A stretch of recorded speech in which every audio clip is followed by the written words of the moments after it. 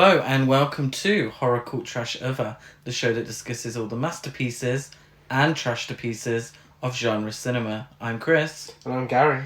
And this week, it's not a special episode, but it's dedicated to the return of Real Housewives of Beverly Hills.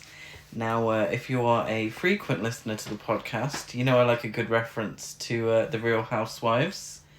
And one that comes up a lot is Lisa Rinna. So this week we've decided to discuss one of her early film roles. Early? I mean, yeah, she's not getting film roles anymore, is she? No. This was very early in her career. She's probably most famous for TV. And, of course, probably most famous for The Real Housewives of Beverly Hills. This one is Robot Wars, not to be mistaken for the Craig Charles TV series. Robot Wars from 1993, one of the Full Moon films. Yeah, somehow a film that goes on for an hour and 10 minutes about robot fighting that happens to be absolutely fucking boring. Like, so unbelievably boring. It is unfortunate I hadn't watched the film before I chose it for the podcast. There's been a lot of crap that the Real Housewives have starred in, so maybe this shouldn't have been my first choice. But I thought it's got Barbara Crampton in it. I thought we could get a really great episode out of it. I think we still can, because we're professionals here at Horror Cult Trash Over. We should have started with Real Housewives taglines for ourselves. Oh, no. Maybe next year.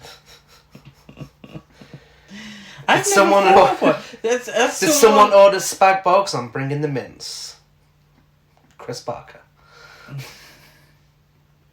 Anyway, who directed Robot Wars? Are you not going to do one for me? No. No? No, I haven't. Clearly you've been thinking about that. No, that was on the spot. That is a prepared read. You know, so I haven't got anything. And I would be nice with yours anyway. Sure, so Joe. I hope you feel bad.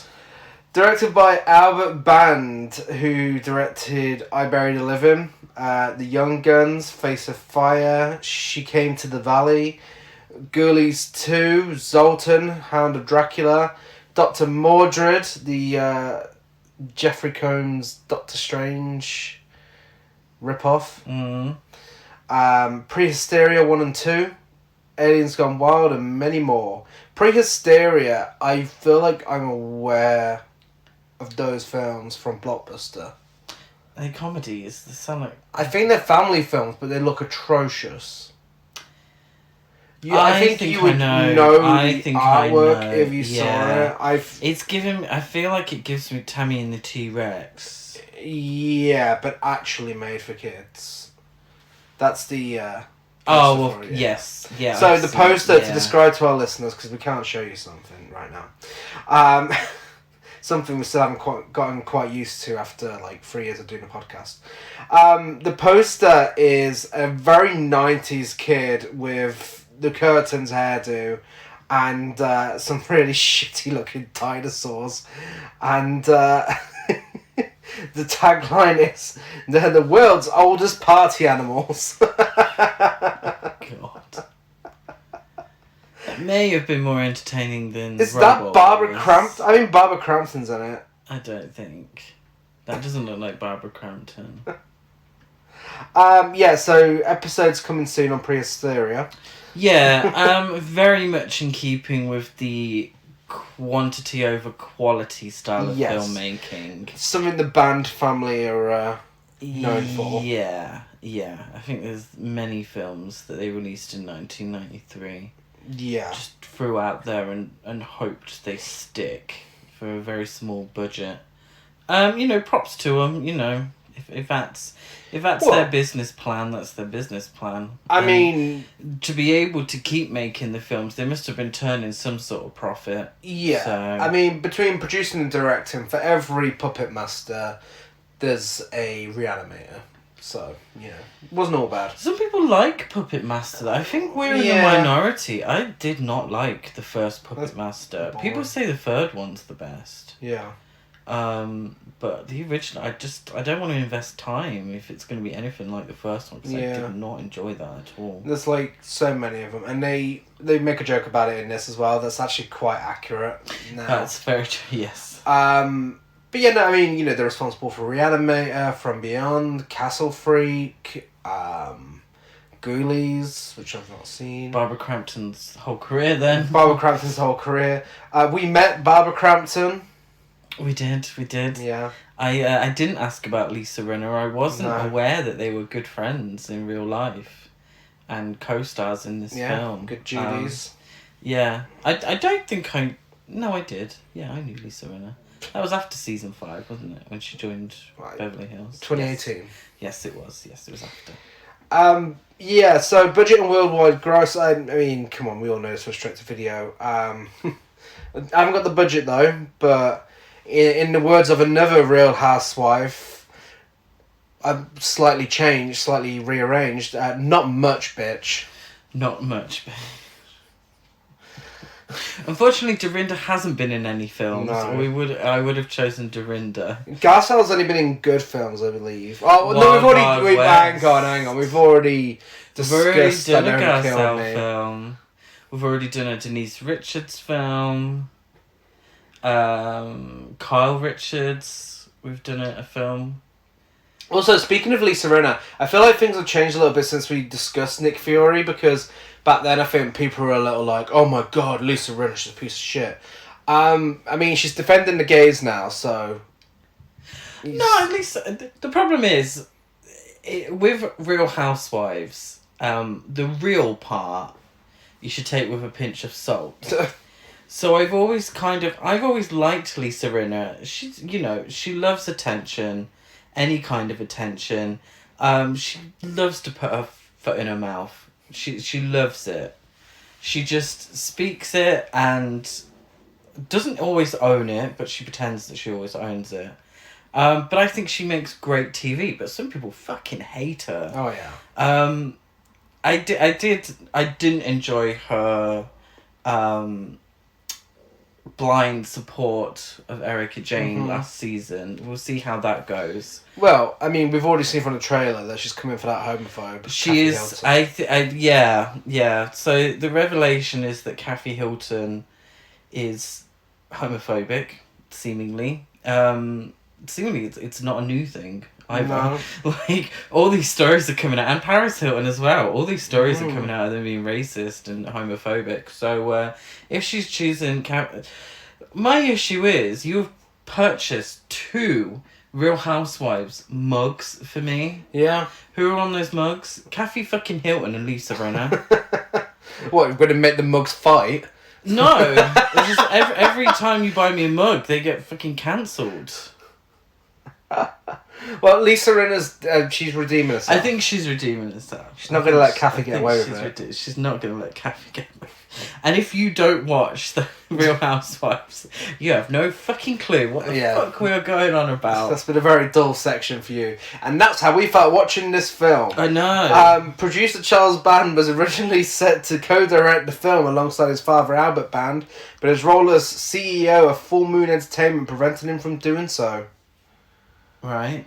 It's sometimes referred to as a sequel to Robot Jocks. Now that sounds like Robot Jocks, like sports at high school, which sounds very interesting, but it's JOX, Robot Jocks. Do you think it means the same thing? I don't believe so at all. No, I don't. I'm not sure what Jocks means, JOX. We haven't seen Robot Jocks, but I can think tell it was necessary. I can tell you the premise is, in the distant future, mankind has forsaken global wars for battles of single combat. The world has been divided into 2 opposing superpowers, with each side represented by trained champions. Their weapons are huge robotic machines capable of battle on land, sea, and in the air. That sounds like... Directed by Stuart Gordon. No, it sounds like Transformers. Yeah. Did you say distant future? Yeah. But this was set... Robot Wars was set in 2041. And if this is a sequel, it can't be that distant. Well, I mean, 1989 Robot Jocks. 4 years. Yeah. 2040 is quite distant by then. Distant means, like, 1,000 years. Anyway. However, whilst both films came from the same production company and have similar themes, giant robot battles, their storylines are unrelated.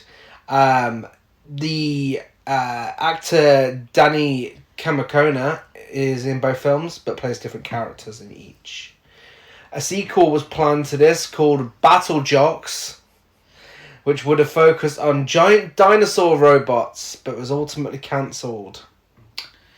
Right. That's all I got for you. It's as interesting as it gets. Nice. Another interesting fact. I'm sorry, it's back to Lisa Rinna. But this is Lisa Rinna's old hair. So during the reunion of season 5, Lisa Rinna got read to absolute filth. Everyone admitted it. When Brandy insinuated that she'd had the same hairdo for 20 years. Seemingly that was true, and ever since, Lisa has made a big point of wearing wigs as often as she can. In this film, she has long hair, doesn't she? She does. And she got her old lips as well. Yeah, barely any lips there. She's got barely any lips there, so it was before she had the work done. God bless her, but she looks gorgeous, no matter what, you know. Then, now, forever. She's a beautiful woman. So getting into the film, a renegade mega robot pilot. Sorry. Renegade. Renegade. With a Y. Excuse me. A renegade mega robot. That sounds like I'm saying renegade. Renegade. I'm a renegade. A renegade mega robot pilot and an archaeologist must team up to thwart the Centro's attempts to resurrect a hidden mega robot with which they can challenge the prevailing order. Now, I'm not going to lie to you. I sat there watching this film, and I've said this a few times. We have a habit of picking films for this podcast where nothing nothing goes in, because it's just so nonsensical and just absolute just fucking ridiculous. This one was no exception. I sat there, and after the 3-hour opening credit sequence, words were coming out of these characters and nothing was going in. It was just, this film makes no sense for the first half, at least. Because it kind of, even though it's not a sequel, technically, to Robot Jocks, it kind of throws you into this world where you're meant to know what's going on without any sort of backstory or anything whatsoever. I definitely feel like, because it's a short film, 1 hour and 10 minutes, I do feel like it was maybe written to be a lot longer, but budget constraints, they cut a lot of the screenplay. Well, a backstory was in place, and thankfully Wikipedia has it. So, just before we start talking about the film, so we don't throw you in the deep end. Well, just to say that IMDb, got that plot. I mean, as you were reading it, I was like, oh, that does make sense. That probably was the plot.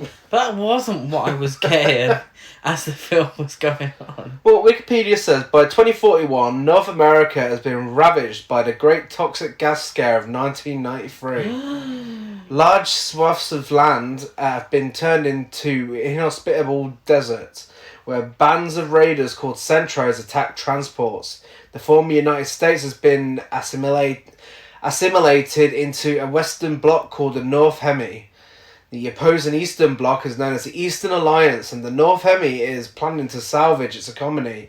Its economy by manufacturing defense robots called Mini-Megs for the Eastern Alliance. These robots will be half-sized offshoots of giant mega robots. Once ubiquitous. Oh my god! I swear this is so much to get out of one go. Are you okay? Once used in warfare, but now reduced to a single specimen, the mega robot. Fuck, get your shit together. I'm a professional. The Mega Robotic Assault System 2, or MRAS 2, pronounced MERAS 2 for short in dialogue, which looks like a mechanized scorpion. Everyone should have to read this before watching this shitty film. But why can't they have like a version of that at the beginning, giving us a bit of context? You'd think so. I'm doing it for them, just really badly. Meras 2 conducts beginning of the film. Meras 2 conducts tours for civilians and carries laser assault weapons and a magnetic shield. Mag shield for short in dialogue. To defend itself. It is operated by Captain Drake and his co-pilot Stumpy. So that's what you need to know if you grasped any of what I just said.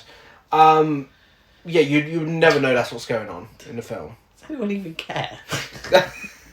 Well, yeah, I mean, we've got to fill up an episode. I know, yeah. Speaking of filling up runtimes, fucking longest opening credits ever. Oh my lord. With slow pans of pieces of metal and a score that seems to think it's in a much bigger film than it actually is. It sounds like it belongs in a fucking medieval film. Oh my god, it was absolutely giving me medieval. I feel like maybe they had it in a previous film and just reused it. Maybe. I mean, this film is literally an hour and 10 minutes long. These opening credits go on for so long. And it's literally just a zoom in on, I'm assuming, the miniature that was used for the robot. Yeah. So it's literally just like incoherent, like orangey metal. Yeah. Dusty. And it's going on for so long. Barbara Crampton gets second billing. Lisa Rinna gets fifth billing. Yeah, she wasn't. Rinna wasn't established by this point. No. Really, I think she'd only just started starring in soap opera, Days of Our Lives, or one of those. Maybe. I'm not massively familiar with American soap opera, and I think she'd have one episode on Baywatch. So, obviously, Barbara Crampton was fairly established by this point. Yeah. As a scream queen. Yeah. Really, but still. Yeah, people knew who she was. She's a Full Moon regular, isn't she? So. I've got no idea who the main bloke is who plays Drake. No. Yeah, these two guys, Drake and Stumpy. Oh, sorry. They're travelling around in this robot, talking shit to people in a control centre. The robot doesn't look that bad. Doesn't look awful. It doesn't look terrible. I mean, it's stop motion, which I like. I like stop motion. At least they didn't try shitty CGI. Yes. That would have been slightly embarrassing. Yeah, it looks fine. It looks fine. Okay. Yeah, so two Asian men show up. And did you notice what happened when they arrived? The soundtrack changed to a stereotypical sort of Asian music. Yeah. Yeah. I mean, yeah. What can we say? I mean, you know that we fucking hate that. Not as bad as a gong though.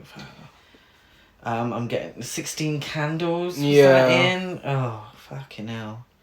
But yeah, the soundtrack changes. These two Chinese officials are at the headquarters.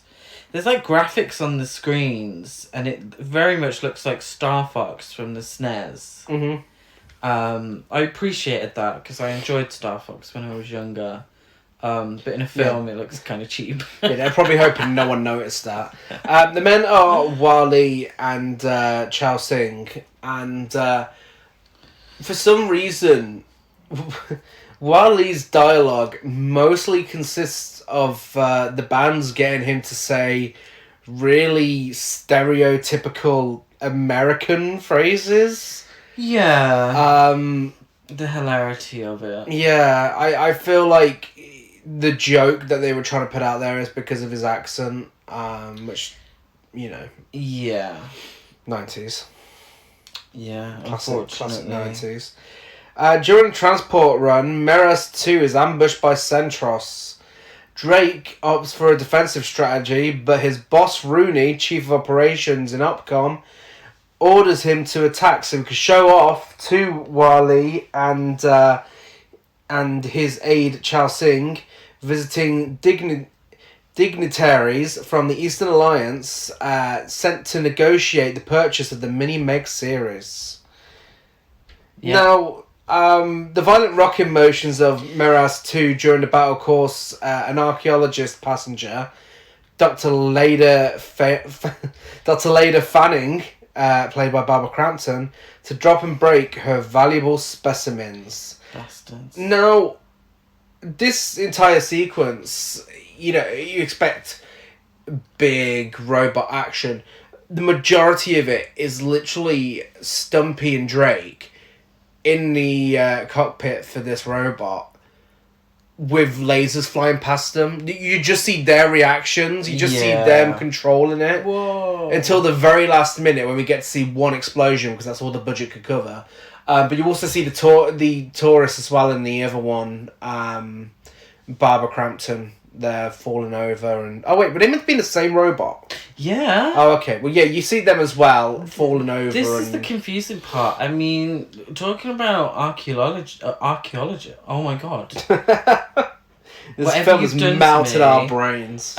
Speaking of archaeologists, whoever has deciphered this film and put all of this on Wikipedia, props to you, because it must have been like discovering the hieroglyphics. Absolutely no fucking clue. So now it's like, it took me so long to realise that the passengers and Drake and Stumpy were on the same fucking robot. Yeah. And like, it doesn't make it clear that they're together, because in my head I was like, why would you have passengers on a robot that's like shooting stuff? I mean, it doesn't make any sense. No. And then whoever has deciphered that, these robots are now for tourism, and these Centros are like desert dwelling people. I mean, talk about Star Wars ripoff. These desert dwelling people, then I'm like, okay, that makes sense. But the film, that ain't what the film's serving. No. I think Gary's using Wikipedia, thank God, to make it make more sense. But I think you're giving it way too much credit by not pointing out each time, like, this is not apparent in the fucking film. No, absolutely. I had to. I had no idea what was going on. I had to have some sort of guide through this shit. The fucking Rosetta Stone over there. Like, I mean, this is a PG-rated robot fighting film. You don't need to make it as complicated. No. It's fine. You could just have robots fighting each other. I'm watching this. So Wally's like, smash that tank like a tortilla, and Rooney's like, turn them into stains. Oh, shut the fuck up. The dialogue in this film is horrific. It really is very bad. Do you know what's also very bad? How unflattering the chin straps are for the passengers. So the passengers are wearing like bike helmets. They're absolutely bike helmets. Gendered bike helmets Yeah. as well. Like, Also, the women are wearing pink. Not even motorbike helmets, like bicycle helmets. Yeah, It doesn't look cool at all. I don't know what they're going for. And they've a big thick chin strap, and Barbara Crampton, again, much like Lisa Rinna, a beautiful woman, still to this very day, gorgeous, barely aged. Very unflattering. Yeah. This chin strap. No one looks good with a chin strap. Rooney tells Drake, don't be weak just like a sister. Yeah. Whatever that means. It's a little misogynistic, I think. Some of the reaction shots are really amusing in this. When it looks like they're on a simulator for a roller coaster, but they're like purposely trying to hide us to shake and move around as much as possible when they're actually not moving that much. But yeah, eventually the tank gets shot that was shooting at them apparently and explodes. And Rooney says, I've always said you're the best robot pilot we had, but not the only one. Okay. Yeah, lovely. Yeah, because Rooney addresses the passengers and pretends it was a simulation. I wasn't sure if he pretended it was a simulation or revealed it was a simulation, because no one really reacted. Lena? What the fuck? Leader. Leader kind of realises it's real and the robot's been attacked, but again, doesn't really react to it. No. I mean, she's like, yeah, I wasn't scared of that. But to be honest, I mean, as much as I love Barbara Crampton, she didn't really portray many emotions in this film, did she? No. Like, the performances aren't good. No. So they reach their destination, wherever the fuck the destination is. I have no idea, but they're there. I'm assuming the headquarters is there as well, in the same place. Annie appears, Lisa Rinna, and she's a journalist, ladies and gentlemen. She is. She's serving in an outfit. But she's pretending... She's kind of serving. It does give me Crystal May's contestant. This is what everyone in the 90s thought the future would look like. Absolutely. I mean, they're wrong, but... Absolutely. This is exactly... she's a journalist. She's pretending to be off the clock. And they're about to go on a tour of the facility. That's what I got from this. Yeah, now remember, she tells the tour guide that she's with the media. She tells him she's a journalist. But she's off the clock. Yeah. Yeah. But still, she tells him she's a journalist. Then when they meet up and have a kiki, Leda and Annie, because this is where we find out the good Judy's, Leda's like, "Oh, Annie, don't tell anyone you're a journalist." Well, a bit late for that, love. She's already fucking told someone. But this, Leda and Annie duo is by far the only interesting thing in this film. Yeah, which unfortunately, it doesn't last very long, No. does it? I think it's probably because we love Barbara Crampton and Lisa Rinna, to be fair. I think if it was any other actresses or... Well, I mean, I don't know if they were... yeah, it was two guys. No. It was two guys. But if it was any other actresses, if they acted as camp as these two, then great. That's true. So, Leda... do you know what? For the rest, I've put Lena down. This is going to be annoying. Leda catches the eye of Drake. Yeah. As everyone's disembarking. I didn't recognise Drake as the guy who was piloting. And he keeps on piloting, and it kind of annoys me. Do you pilot a robot? They do in this. I assume so. I mean, this is basically Pacific Rim, so I think Pacific Rim ripped this off. Pacific Grim, more like. Yeah. And so Leda captures the eye of this Drake, who it took me way too long to recognise as the guy who was piloting the robot. Leda is absolutely fuming. She is. Kind of. Internally. She tries to. She tries to be. The expression doesn't change that much, but she's fuming internally that one of her specimens was broken. Now, I thought she was with the fella next to her as the passenger, because I swear they interacted a brief bit. They did. They did. So I thought he was going to be like the main guy, but he's forgotten. As much as the scared couple as well, the passengers, they're forgotten as well. So she's fuming, her specimen was broken, whatever specimen it was, and she tells Drake that her grandmother could pilot that robot better than him. Yeah, she's like, "Are you suicidal or just incompetent?" Yeah, so I'm thinking, Leda, she's going to be a strong woman, she could be a real force in this film, real at the forefront, I'm well excited for this, and... spoiler alert, by the end, she just kind of stays to the side, don't she? It's a little disappointing, but she starts off strong. Drake invites her back to his. Oh, no, he doesn't. He said he would, but it's a mess, so can they go back to hers? Yeah. So he's inappropriate with her from the get-go, and then suggests, even worse, that she needs a good spanking. Yeah. How does she respond to that? She punches him in the face and storms off. She's like, "Well, I think you need an ice pack." Yeah. So let's go. Yes, queen.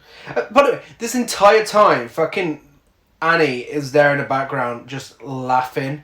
Like, he's coming on to her, being like really predatory and everything, and she's there like, "Yes, you should definitely fuck him." Well, she's a bit dick hungry, isn't she? Yeah. Old Annie. She is. So, one thing that I noticed during this is when Leda punches Drake, Lisa Rinna turns, like, shocked. So it's almost like when Brandy told her that she's had the same hair for 20 years. She almost looks to the camera shocked. And then when you cut back to Leader, Annie's like right behind her, staring at Drake. It's really bad editing. Yeah, so when they storm off, Drake says to Stumpy, "Oh, man, she's going to bear my children." What the fuck? Oh. That's such a weird thing to say. Like, Well, yeah. how is that sexy at all? Like, oh, yeah, she's going to give birth to my kids. Well, Oh. Stumpy says something about puppies and Alina's overalls. It was hard to distinguish what He was talking about her boobs. Yeah. Creepy. Yeah. And then Drake says, "Hey, watch yourself. You're talking about the future mother of my children." The woman who's going to bear my children. Yeah. So they're both just as creepy as each other.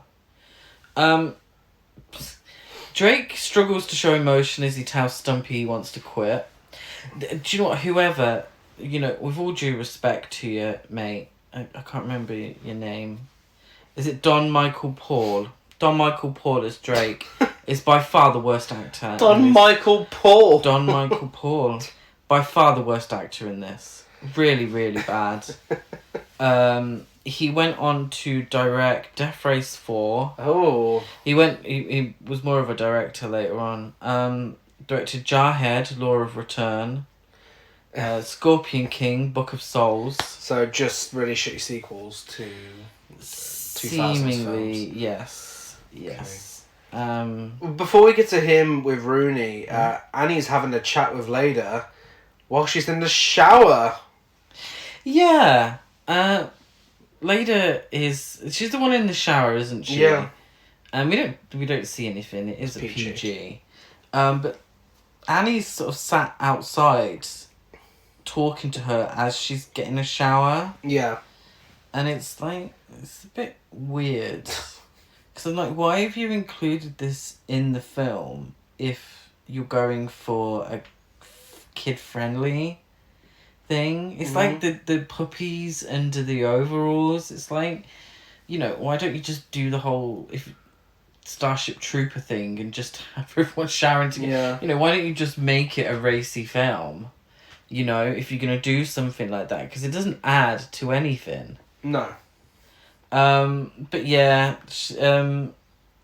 dry hair as she exits the shower. And pretty much dry everything. There's only a slight sort of I was gonna say moistness to her shoulders.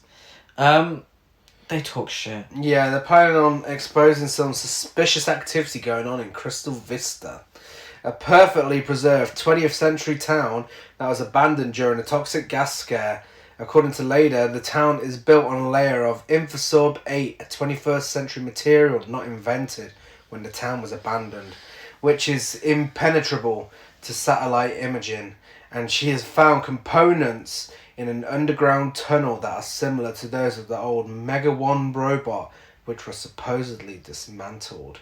Alternatively, what I have in my notes is they're discussing suspicious behaviour, hidden tunnels and talking shit. Leda shows her some boring pictures she's taken of a tunnel. Yeah. Like, I can't believe this is apparently what was going on during that scene. They talk absolute... This is what I've got. They talk absolute shite about Leda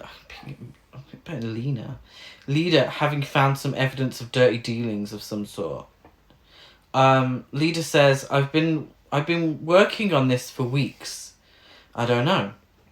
And I put, me neither, hun. I have no idea. Like, seriously. Yeah. Yeah, I mean, the picture, she's like, it looks like she's really got some tea to serve. Like, she's like, oh my god, Lisa Rinna, look at these pictures. And it's literally like a handle to a hatch and a really boring looking tunnel. It's like, are we meant to be, enthralled by this? She's brought receipts to the reunion. She has. Drake is summoned to Rooney's office and shows him a recovered Centro weapon, which appears to be of Eastern Alliance origin. Oh no. Yeah. So this is very sort of, I don't know. I wouldn't say it's very typical of these sorts of films where America's the good guys. Of course. The bad guys are always Eastern. Uh-huh. So it's either Russia or China mainly, or Japanese in some circumstances, isn't it? Yeah. But very much in keeping with that mould. Yeah, it's just boring. I'm sorry, it's just so boring. It really is. Drake thinks that the Eastern Alliance is conspiring with the Centros, but Rooney disbelieves him. And Drake tells him, take a long look into these eyes and tell me what you see. Rooney's like, okay. And we just get like really dramatic long takes of staring. What song has those lyrics? Look into my eyes, tell me what you see. And Bryan Adams. No. Yeah, it is. Everything I do it for you. Oh, okay. Okay, anyway. So we get a scene of staring. He's trying his hardest to do Rebel Without a Cause. James Dean, isn't he? Is he? I don't know what he's You're going tearing for. me apart. His name Rooney. Mm-hmm. Yeah. Yeah. It is coming off more the room. He pressures him to stop the Meris 2 tours to avoid risking more lives, and when his boss refuses, Drake vows to quit piloting the robot. Well, I mean, Rooney recommends that he takes a vacation. This is what I Drake was asks how he sleeps by. at night. I was so confused. Like, he had a whole scene where he was saying he was going to quit, and then he's told to take a vacation. Yeah. And then he's upset that he's told to take a vacation, or it's insinuated that, you know, he's fired in some sort of way. But I'm like, you were going to quit. Yeah. Like, you had a whole conversation. Like, you've not only wasted your time, you've wasted my time. Because that scene meant nothing. Yeah. I mean, later on, Wally holds a traditional fighting ceremony, so that's nice. During a break in the fighting, Chao Sing draws Wally's attention to Drake sitting in the audience. Why? We have no fucking idea. Absolutely no idea. There's no suggestion they have a history together. No. Just that Drake thinks they're suspicious. Yeah. So Drake's invited to partake in the martial arts demonstration. Annie tells Leader that Drake was cute before she popped him and says, "Hi, handsome." Annie wants a bit of Drake. So Drake is invited up to spar. He refuses. He's got a bad foot or something, and he just, I don't know. I whatever. He ends up going up in the end. Of course. He's like, chicken, cheap. Oh, whatever. He then blindsides Wally. Which is a bit of a dick move. Uh-huh. He kind of sort of like, oh no. Grabs one of the sticks and just starts smacking him. Yeah. And it's a bit of a dick move. Wally's like, we meet again, Captain Drake. And Drake's like, yeah, we'll do tea. Yeah. But there's no backstory given. No. We meet again. Oh, well, where did you meet before? Why is this guy so suspicious? Because he's coming across a bit racist, to be fair. You know, why is he only suspicious of the Chinese people? You know? He probably watched any kind of action film in the 80s and 90s. Annie and Leader are travelling in a robot. So they're on the way now. So they're going to Crystal Lake. Where the fuck are they wherever going? the fuck they go. Crystal Vista. Crystal Vista, which would make a fabulous drag name. Annie turns to Leader and says, "You know what I think? I think you really missed the boat with that Drake guy." Words Rihanna has heard many times. The thing is, she really missed the boat with him. Well, no, he was a creep. He was being predatory towards her. How did she miss the boat? But, I mean, at first, Leader's like, oh, no. Ugh, gross. Literally seconds later, she's like, yeah, do you know what? Maybe I should get with that Drake guy. Are you fucking serious, Barbara Crampton? But they've only met twice. And This then, is what I don't understand. But then it makes even less sense, because Lisa Rinna's like, girl, you got it bad. You got it real bad. And it's like, oh no, stop it. She's like, oh, you got it real bad. What has she got bad? What are you talking about? Exactly. I've put after this, why is everything happening so fast and incoherently? Like, what has she got bad? They've met twice. She punched him in the face the first time. Like, this is it. Like, you really missed the boat. What boat did she miss? Like, at what point has Drake made himself out to be anything more than a creep? Yeah. More shit talking at headquarters. Mm-hmm. What's with these uniforms, by the way, Gary? I don't know. Star Trek rip-offs with grey shoulder pads and really cheap looking crystals. Yeah. Like, and I mean like plastic. Uh-huh. Really, really cheap. And that's it. Do you think they got it from Love You Babes? Probably. Before it shut down in Manchester. Yeah. Yeah, they're talking absolute shit. I've no idea. I really don't care. Well, I can help you out with that. Thank Drake makes good on his promise to Rooney and gives up pilot duty to volunteer for a special op against the Centros. And Rooney is fuming to the point he says, I hope he gets his balls shot off.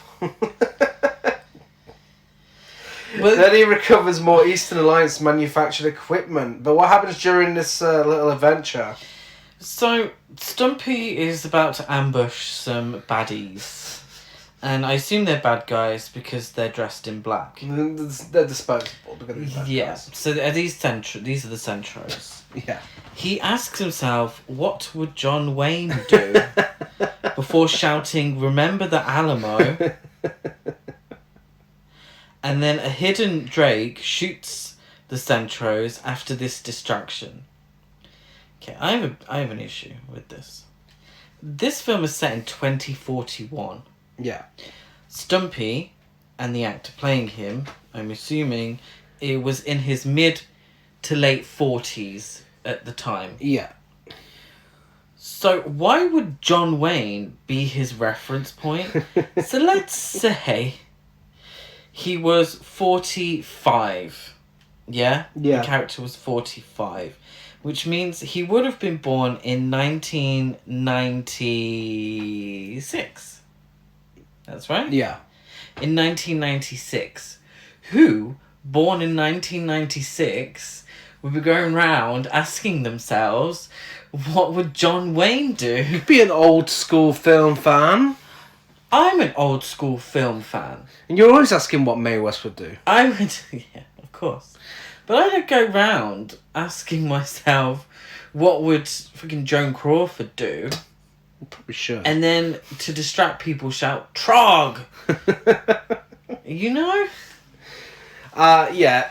It is. I suppose his actual references would have been, like, now. Yeah, so they can't see... Charles Band can't see into the future. Like... He would be, what? He would be in, like, his 20s now? Yeah, so the reference... So he would... I suppose he would be like, what would J-Lo do? Like, what... Who's, like... What would... Well, no. It's supposed to be... What would Ed Sheeran do? Who's the action guy at the moment? Vin Diesel, I don't know. What would Vin Diesel do?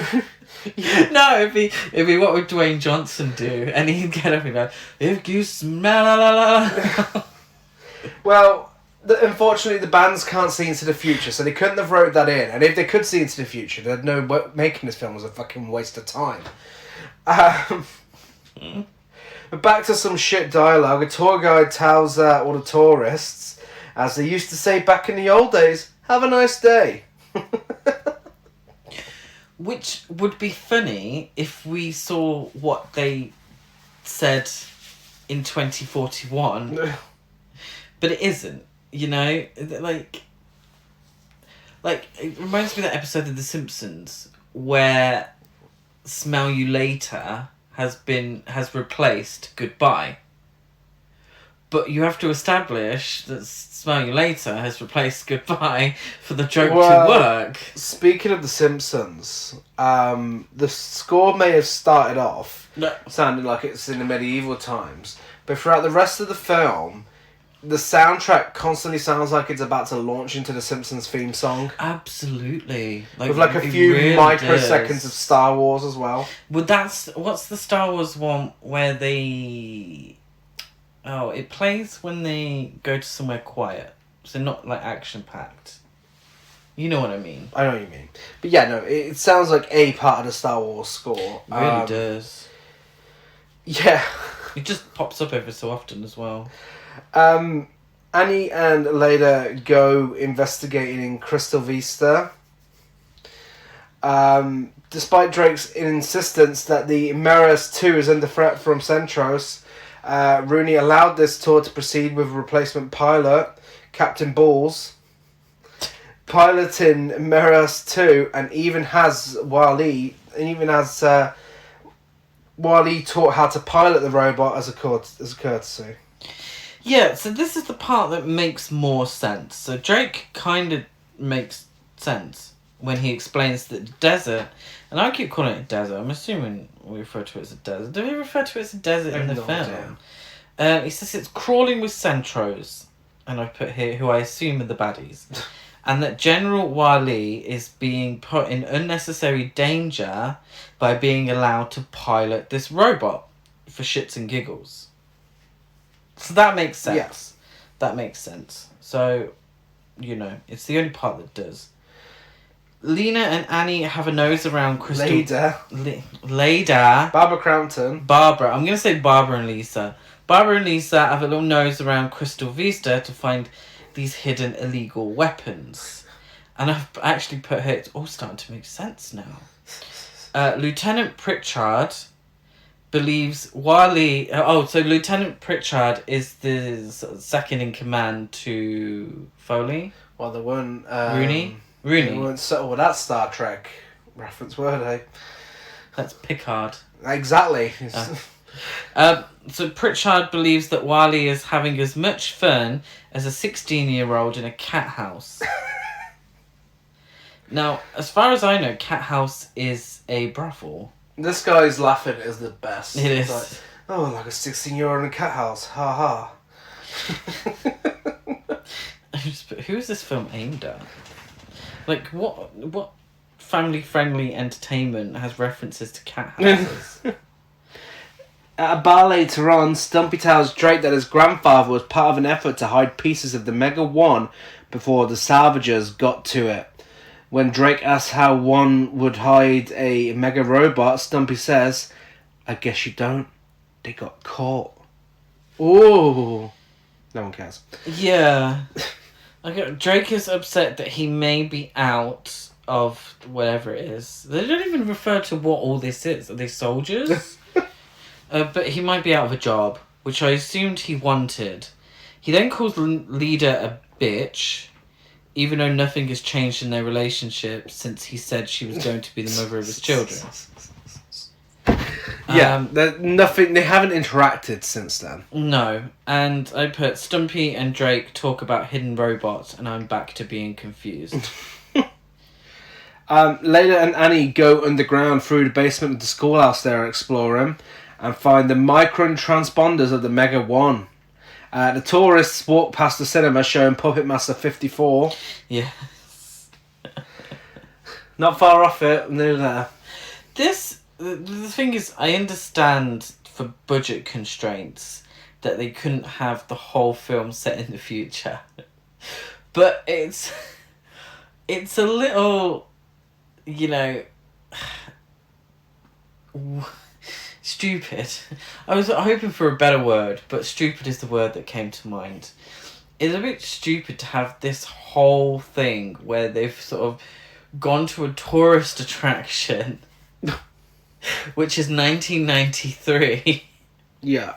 So that you don't have to, do anything. So this is just a quiet street, probably next to where they were filming.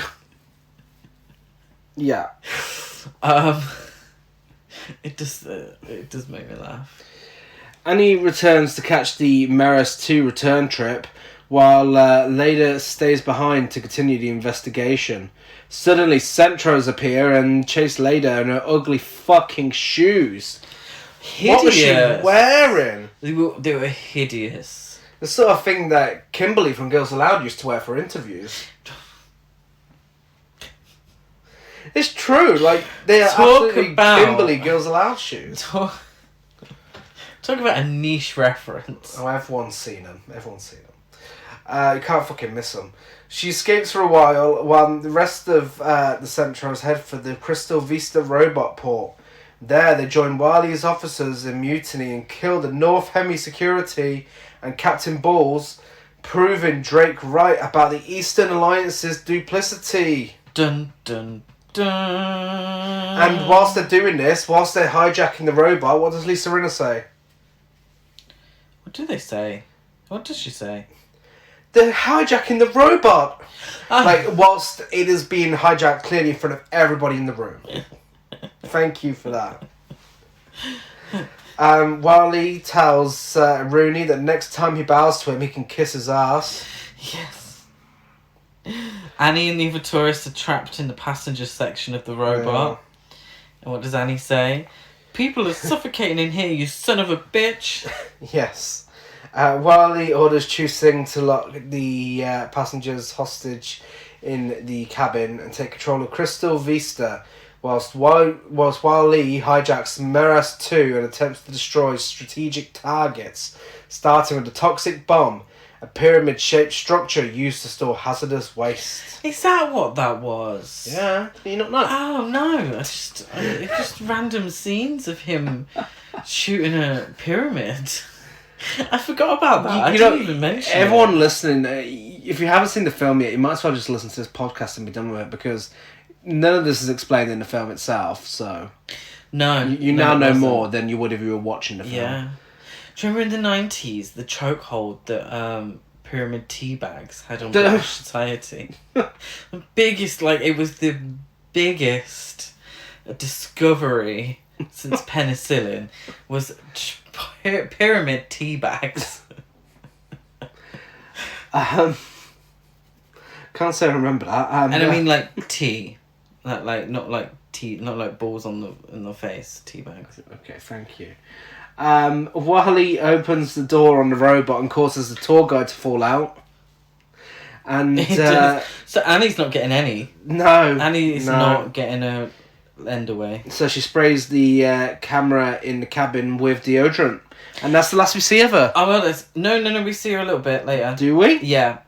Yeah. Sprays it with Impulse. It looks like it definitely looks like Impulse. Google it if you don't know what it is. Rooney pleads with Drake and Stumpy to retake the robot, and then at first they're like, I don't think so. But then he's like, Leader's on there. Less than 10 minutes after he called her a bitch, yeah, Leader's on there, and he's like, oh my god, we've got to go and retake that robot. And why you hated her a minute ago? What's going on? Exactly, and it's why has their relationship been made out to be much more than it is? Yeah. Have Rooney and Leader even interacted with each other? How does he know Leader's there? Stumpy jumps out of nowhere because there's no time between him agreeing and him actually doing his task. Stumpy jumps out of nowhere and shoots some guards while shouting, "Remember the Alamo" again. Don't. It's so on the robot earlier. Leader and Annie took an hour to get there to Crystal Vista.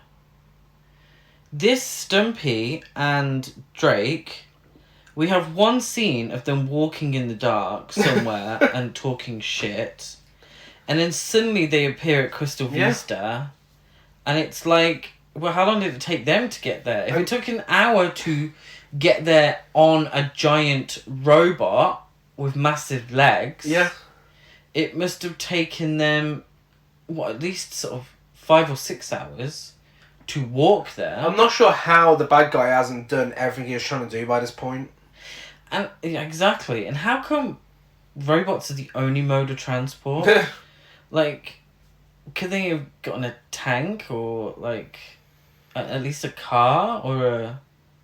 If it's safe enough for them to walk across this desert. Yeah. And also, why aren't people living at Crystal Vista? If they were this toxic, this, that, and the other. No one's wearing a mask there. No. So if it's safe for tourists, why can't people just live there again? Exactly. Yeah. Well, so many questions. Drake shoots a bunch of bad guys too and rescues Leda. Where are we? Leda's been rescued. Oh. Bad guys have been shot why and was killed. she even, like, taken hostage in the first place? I don't know. Like, she shot one of the Centros. Like, what did they think she meant to anyone? I know. She's just a random archaeologist. They should have just shot her.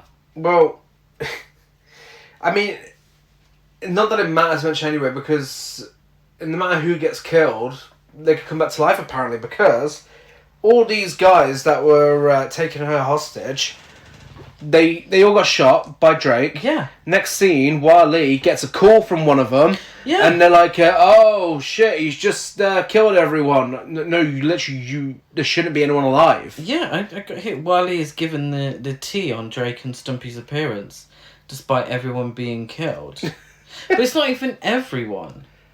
Like, there's more of the sort of Chinese diplomats, and they're saying that the desert is, covered with these Centros. Yeah. There's loads of them. They're everywhere. So they only actually killed like 5 or 6 people. Yeah. But spoiler alert, this is the last we see of anyone, the bad guys, that isn't Wali. Yeah, pretty much. Apparently, Chu Sing died as well within that sequence. Yeah. So Wally's fuming and aborts his attack on the tomb and heads for Crystal Vista to kill Drake.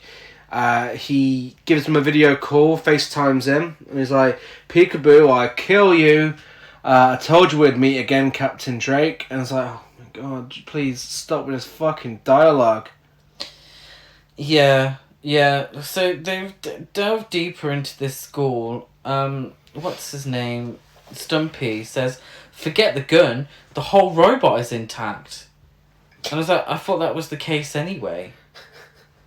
The robot is operational.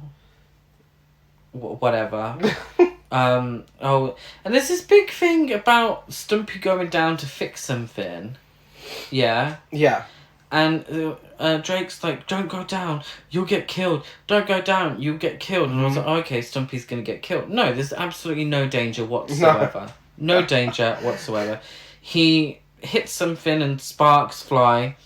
Drake literally presses the same 3 buttons repeatedly, pretending to look like he knows what he's doing, but it's literally just pressing these flashing buttons. The robot's on its way. Barbara's like, "Way to go, lover boy." This is why I was stumped for words. I said, "Oh dear, I thought you'd be a strong female presence," and I genuinely did. I thought, oh, this will be a really strong female presence, but she absolutely takes a backseat now for the rest of the film. She's just a random love interest. Yeah, they're absolutely 1000% going for Han Solo, Princess Leia energy. Nothing of the sort. And it's nothing of the sort.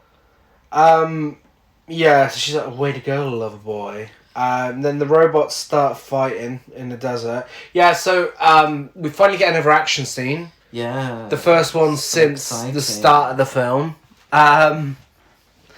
The only 2 scenes in this fucking film about robots fighting with robots fighting. It's called Robot Wars. A film called Robot Wars. And there's barely a war because it doesn't go on for long. We see a bit of cool stop motion, and then by the time we know it's over. Come on, robot battle. I've seen more thrilling battles on an episode of Power Rangers. I thought you were going to say Robot Wars then. No. The TV show. Yeah, no, that's a fucking given. But it's very much that style of 2 big things going against each other. And I fucking love Power Rangers, but it was a little hokey, wasn't it? At times. But it was better than this. It is essentially... And it's so confusing because you have Drake's robot, which is like a traditional shaped robot, and then you have Wally in this scorpion shaped robot. Yeah? Mhm. So the two robots awkwardly wrestle for quite a while. Drake's robot gets pushed on his ass a couple of times. Yeah. And it's revealed to Leader and Drake that there are hostages on board the Wali's robot. Mhm. So they can't just completely destroy and obliterate the robot because it would kill the hostages. Also, that's what would make sense to the narrative. Yeah. Yeah? But very quickly, Drake's robot does something which makes the passenger suite drop.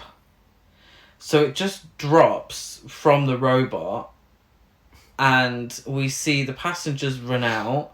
This is the last time we see Lisa Rinna. So she does one of those things where she runs sort of towards the camera, so we see her face, she's like, and then runs off into the desert.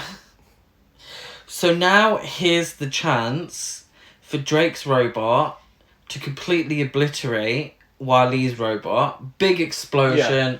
Can't wait. Could be fantastic. So the battle kind of continues. Drake's robot's pushed on its ass again. Just to say, Stumpy is nowhere to be seen throughout this whole thing. Mm-hmm. He's nowhere. This is all Drake. It gets knocked on its ass. And then, very quickly and very simply, just shoots lasers from its eyes. This hits the Wali's robot. Yeah. Doesn't make it explode. No cool explosion. No cool effect. It just sort of like... Yeah. There's no... The only way we know that it's been successful is that we cut to headquarters cheering. Yeah. And then we're like, oh, is that it? And that's it. Yeah. And that literally is it. It's like lasers from the eyes.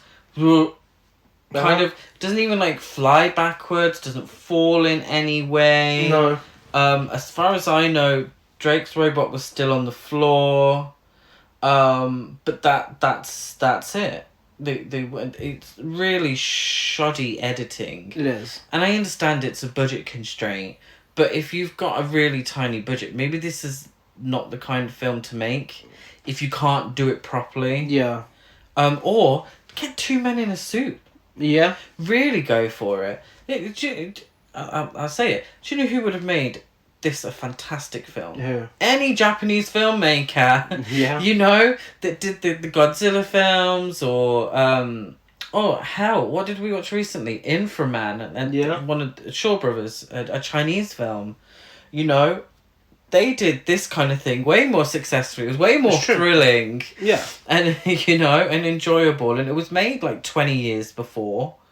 But anyway, that's it. Stumpy finally shows his face again. Yeah, and then when he does, Drake's like, beat it. We're going to be busy for the next 40 to 50 years. Fucking hell. How long is he planning on having sex with her for? I know. And then they start having sex. Well, we get a bit of a... And Stumpy gets back into shot and says, remember the Alamo. If only.